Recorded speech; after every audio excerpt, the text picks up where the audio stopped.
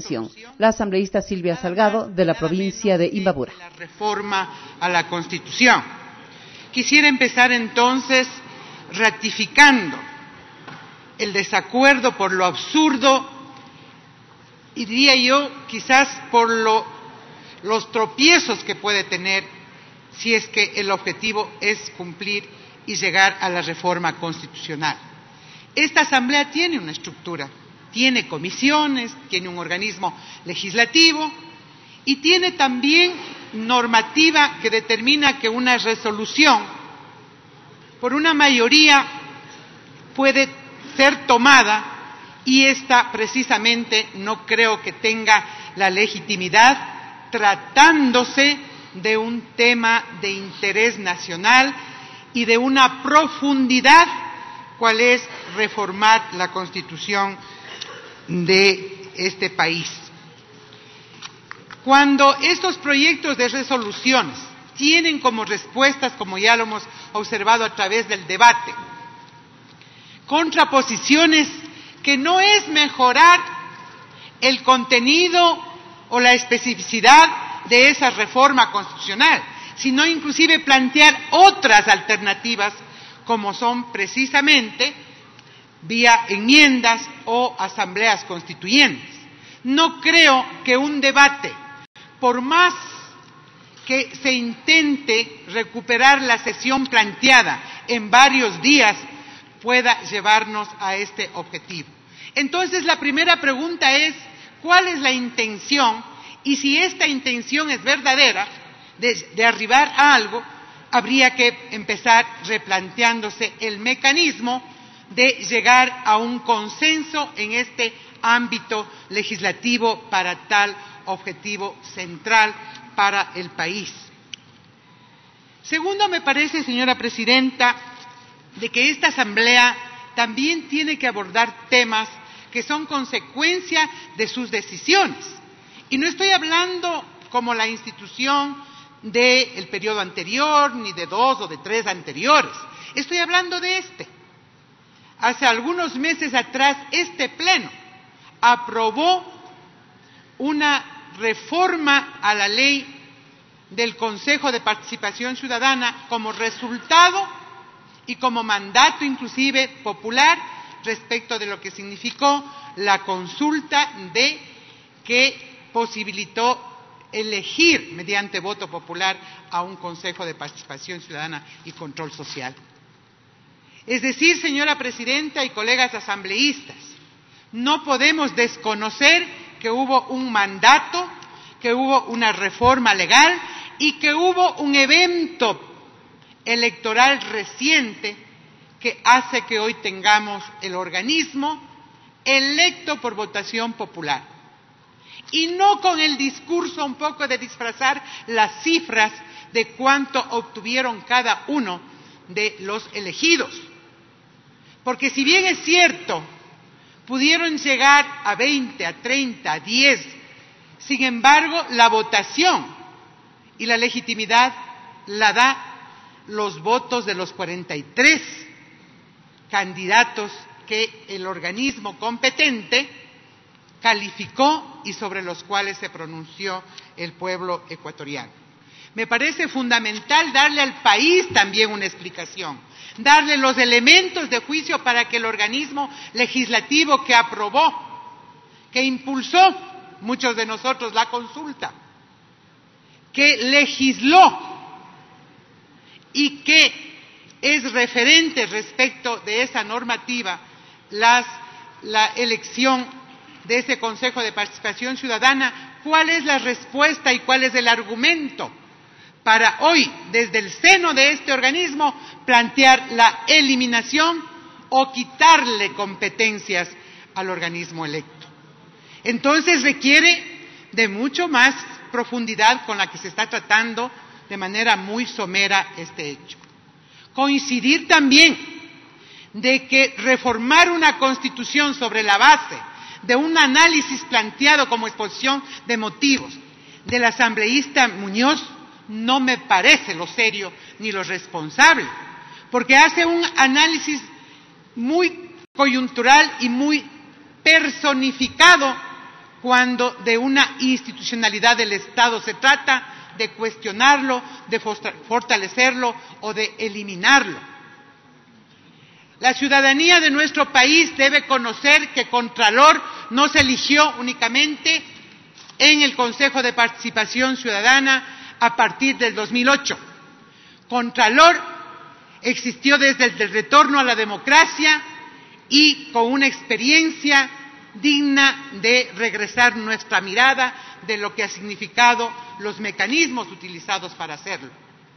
Procurador, superintendentes, Corte de Justicia, una serie de organismos en donde los hechos políticos no escapan de los mismos argumentos con los que hoy se analiza para eliminar un organismo o un órgano del Estado o para quitarles competencias primarias.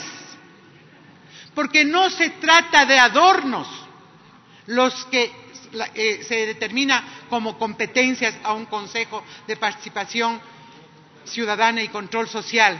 Son competencias primarias. Y eso hace que aquí realmente el debate no tenga el estricto análisis jurídico y constitucional, porque somos y representamos esos intereses políticos contrapuestos. Por lo tanto, yo sí considero y recojo de quien me antecedió en la palabra, lo importante es tener la claridad de la ruta jurídica y constitucional que debe tener cualquier consenso al que se arribe respecto de este tema.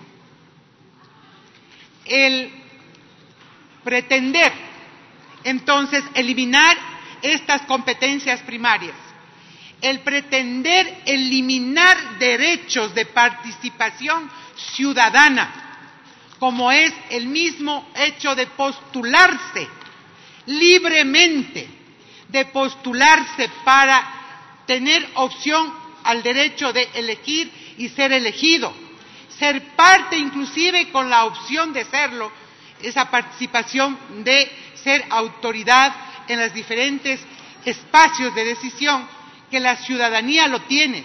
Desde ahí se está limitando el hecho cierto de la participación ciudadana. El hecho de constituir comisiones ciudadanas de selección, el hecho de constituir veedurías ciudadanas, el hecho de constituir o de ser parte de la impugnación ciudadana, yo creo que amerita mucho más allá de la simple análisis de coyuntura o del simple cruce de epítetos como acá se ha dado. Porque acá no se trata de obsesiones, ¿no?, a caudillos del pasado, ni se trata de obsesiones respecto de lo que ha significado una necesaria evaluación de la vigencia de esta nueva Constitución, que no es de ninguna persona. Esta Constitución fue un verdadero pacto social y que no nos haya gustado a unos, que eran minoría en ese momento, y la mayoría del pueblo ecuatoriano que lo aprobó y lo impulsó, hoy que de pronto la correlación de fuerzas puede determinar esa competencia o la capacidad de cambiar esa Constitución, no quiere decir que estas sean obsesiones, ni que sean conductas emborrachables o conductas borreguistas, como acá se ha dicho, o insolencias o sectarismos. Lo que sí creo que ante todo aquí se tiene que hacer es precisamente dejar de emular conductas dictatoriales y prepotentes. Porque acá, por más electos que seamos, no debemos tener la prepotencia para imponer al pueblo ecuatoriano o para no garantizar ese ejercicio de su participación. Señora Presidenta, preocupa mucho el hecho cierto de que necesitamos como Asamblea dar un paso y dar una respuesta y dar el debate. Yo creo que esa tarea hay que hacerlo, hay que garantizarlo. Pero mucho me temo, señora Presidenta, que no está claro la ruta que va a tomar esta resolución, cuando desde la propia Asamblea se reconocen los límites de legitimidad que podría tener la iniciativa de una consulta popular, que también es el mecanismo que incluye precisamente una reforma. Desde la propia Asamblea, desde la valoración de la ciudadanía también, y que es importante asumirla. Y lo propio se lo dice a partir de la iniciativa presidencial. Lastimosamente, señora presidenta, se ha buscado una alternativa sobre la cual a lo mejor camuflar esta falta de legitimidad que podría tener en estos momentos políticos, no por la institucionalidad que representamos o por los esfuerzos que deberíamos hacer para mantener esa legitimidad de la representación, sino por las condiciones políticas que en este momento vive el país. Y eso tampoco se ha considerado. Se plantea como alternativa una comisión de notables de ilustres. Sepa, señora presidenta, que al menos mi criterio, mi posición, y creo representar a muchos otros, no nos representan, al menos muchos de los que están nombrados en esa comisión, para que sean nuestra voz. Por lo tanto, aquí hay un problema de encontrar esa posibilidad en el tiempo político necesario para reformar esta Constitución y para que esas certezas se den vía un camino constitucional. Y hay otros temas que tampoco se han puesto en el debate.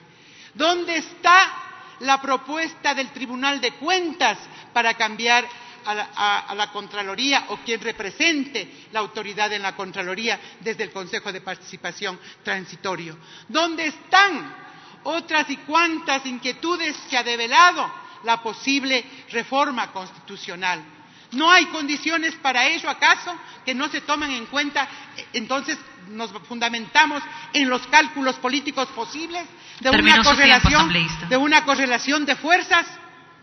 O lo otro, asumimos con frontalidad, y no con riesgo político, sino con convencimiento de que el pueblo de manera soberana pueda inclusive defender un modelo político, defender una Constitución fundamentada en derechos.